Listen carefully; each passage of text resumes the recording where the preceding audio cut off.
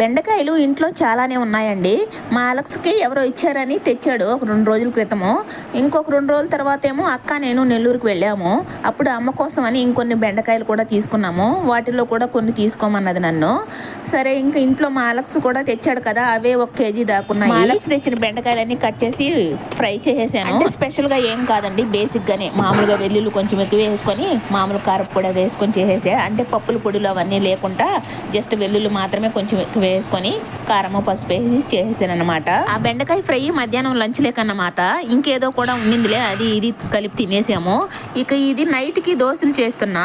ఆ దోశలతో పాటు 2-3 వడలు కూడా తెచ్చాడండి మా అలెక్స్. దగ్గర ఎవరో ఇచ్చారంట మా అలెక్స్కి, అలా అయితే వడలు కూడా తెచ్చాడు.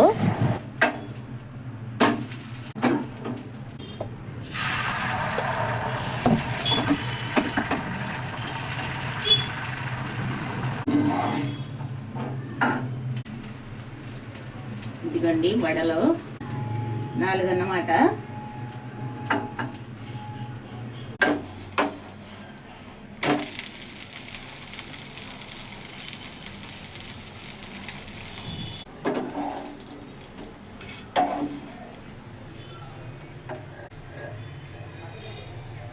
ఇది మామూలుగా ఈ వడలు లేకపోయి ఉంటే నేను ఎగ్ దోశ వేసుకునేదాన్ని.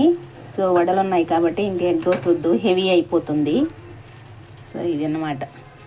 దీనిలోకైతే అదే మాడబెట్టేసి చట్నీ చేశాను కదా, అది టిఫిన్ లేకనే చేశానండి. కానీ నా నిర్లక్ష్యం వల్ల పప్పులు మాడబెట్టేసి చేసేసాను కదా, సో అదే ఉందన్నమాట. దాన్నే వేసుకొని తినేస్తాము.